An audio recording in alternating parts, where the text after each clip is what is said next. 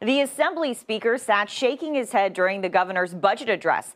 What was that about? I'm Adrienne Pedersen, today on Up Front.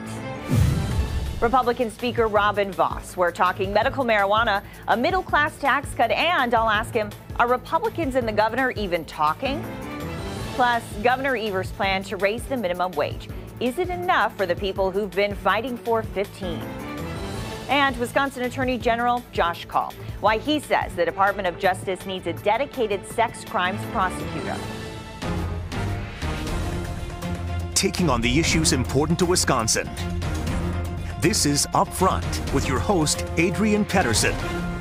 Hello, I'm Adrienne Pedersen, and this is Up Front. Governor Evers goes on the offensive, touring the state and trying to sell what he calls the people's budget to the people. And the past week, the governor, his lieutenant governor, and his cabinet secretaries have visited Madison, Wausau, Rhinelander, Eau Claire, Wisconsin Rapids, Oshkosh, Green Bay, and Cudahy. They've talked up their two-year $83.4 billion spending plan at every opportunity. Well, the people have spoken. As always, as I constantly reiterate, it's not Governor Evers' budget. It's not a Democrat's budget. It's a budget that was crafted with input from people over the state of Wisconsin. The nonpartisan Wisconsin Policy Forum crunched the numbers. The Policy Forum says Evers is seeking to increase spending by $2.7 billion over 2 years, prioritizing spending on K-12 education, health care for the needy, prisons, and the UW system. To pay for it, the Democratic governor proposes a net increase in taxes and spending down a state surplus. But Republicans are counter-messaging, vowing to hold the line on increases in taxes and spending. We're asking Republican Assembly Speaker Robin Vos, what's next? Welcome to the show. Good morning, and thanks for having me on.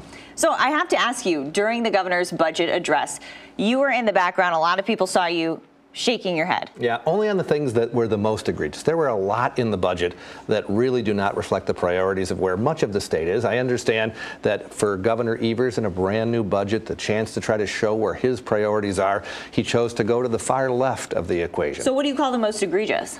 Probably the ability for people who are on welfare, who right now, we want to get every single person into the workforce, right? We know we have a huge worker shortage. We have jobs on almost every main street that go wanting, and Governor Evers' proposal actually gets rid of any requirement for work training if you're on welfare. I think that is an egregious example of somebody who is playing to people who obviously do not have the same values in many ways that we do, which is hard work, trying to make sure you get yourself into the workforce. What kind of message did you want to send by standing right behind him, shaking your head? Well, I don't want the people of Wisconsin to believe that this is something that is actually good for the state. Every politician gets to stand up there and make it sound as good as they possibly can. But when he came out in favor of legalization of marijuana, that's one of the times when I said, no way, that is not something the majority of the state has as its goal and its priority. Perhaps, as you know, I support medical marijuana. There are things that we could work together on, but Governor Evers has chosen kind of this one-sided approach where he hasn't reached out to the legislature. He hasn't even asked to sit down with us, even though we have regularly asked for meetings to sit down and try to discuss. Have you talked to the governor at all in the last few days? No, not at all. Do you plan to? Do you want to? I would love to. I mean, as I said, I did a WisPolitics luncheon last week. You know, we used to have a regular every week meeting with Governor Walker. We would talk about things we agreed on, things we disagreed on. We would try to hash them out. Governor Evers has a different style. His is much more insular. He doesn't necessarily have the same kind of outreach, but I understand he's learning and he's kind of getting his sea legs. So hopefully at some point he will actually reach out to us and not just try to dictate what the agenda is going to be. Will you reach out to him? We've already tried. Yeah, no response? Very limited response, unfortunately. And you talked about marijuana. Mm-hmm. So when it comes to marijuana, you've said you support medical marijuana in the past. What about just putting in this budget medical marijuana and not including his decriminalizing small amounts for recreational use? Well, first of all, it's the kind of topic that I really don't think belongs in a state budget. For 8 years, we have heard Democrats criticize us for putting major policy items inside the budget. If you remember, under Governor Walker, we took out all of his policy things, even though we were on the same team. So we certainly don't think that budgets should be chock full of public policy. They should go through a traditional process, have a committee hearing, let the public testify. So even though I do do support medical marijuana, I do not want that inside the state budget. It should be a standalone bill. We are going to potentially see something, hopefully later in the year. We'll be able to talk about that. But it's not in the context of an $83 billion spending program. We should be focusing on how do we raise the revenues and where's the appropriate place to spend them. So you're saying even if this doesn't go through in the budget, you still want medical marijuana on the table? Yeah, I have always supported it. For the last 5 years, I've talked about it, a very limited way to do it. What I worry about is that Governor Evers' failure to even communicate with somebody like me, who's a supporter of the same idea that he has, by going so much broader to try to decriminalize marijuana. I worry that for a lot of skeptics, he has really poisoned the well on even something so simple as doing medical marijuana. So only time will tell. When it comes to the middle class tax cut, Republicans and Democrats agree that they want it, but how to pay for it, that's a different thing. You've called on the governor to compromise. How do you want to compromise here? Well, we actually offered a compromise. So I would prefer tax cuts that are for everybody who pays taxes. Governor Evers wanted to have it only targeted at the middle class, which we were fine with too. Somebody joked about the fact that Republicans have not seen a tax cut they can't support, and in general that's true. We think government brings in too much money. But the idea that Governor Evers had to say that even with the largest surplus that we've ever had, in addition to the most revenue we've seen in almost 2 decades, we still have to raise taxes on some is just a non-starter for us. We are never going to raise income or sales taxes as long as Republicans are in control. So the idea of us compromising on how do we spend that money and how do we give it back, that should be easy for us to do at this time, as long as Governor Evers will come and accept that there are some things that are non-negotiable. So you've said you've already compromised. Is there another one in the future, or where do we go from here? It all depends on where the spending proposals come from. Remember, we have a dramatic increase in our revenue without raising a single tax, a single fee. We have $1.8 billion that we get to invest somewhere in state government. So we're happy to sit at the table, work with Governor Evers, anybody who wants to sit down and say, let's figure out how do we allocate that to grow Wisconsin and make sure that we reduce the tax burden on families.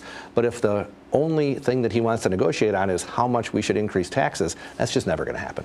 Let's fast forward to July 1st. Yeah. Is this a totally Republican budget? Well, it can't be.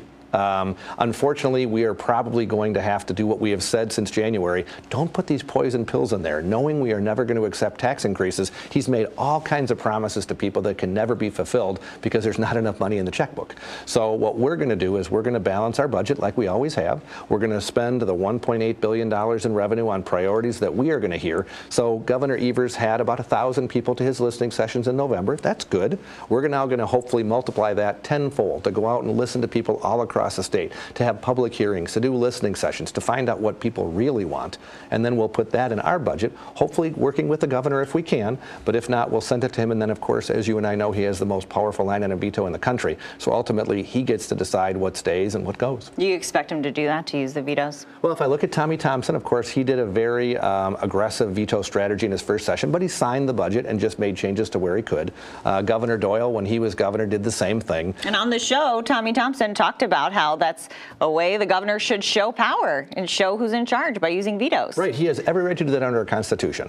But he is not going to bludgeon the legislature and somehow make it seem like we are going to raise taxes, because it is not going to happen. So the idea of sitting down and negotiating where we can say, you want to spend money on this and I want to spend money on that, let's find some middle ground, that is what is supposed to happen, and hopefully it will. So I hope we negotiate. If not, the Republicans will compromise because we have a lot to do ourselves.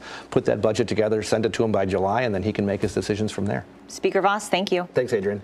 We put more of my interview with Speaker Vos on our website. Foxconn is in his district, so I asked what's the latest on the company's progress and if he's still confident they'll keep their promises. You can find that on the Upfront section of WISN.com. Next on Upfront, what the Department of Justice hopes to get in state spending. I'll ask Attorney General Josh Kaul about the money needed to test evidence and prosecute sex crimes. And later. We're planning on starting our employees higher than minimum wage anyways. The push for a higher state minimum wage. Some businesses are already paying more. The effect on consumers and the jobs available. Upfront, brought to you by the American Transmission Company.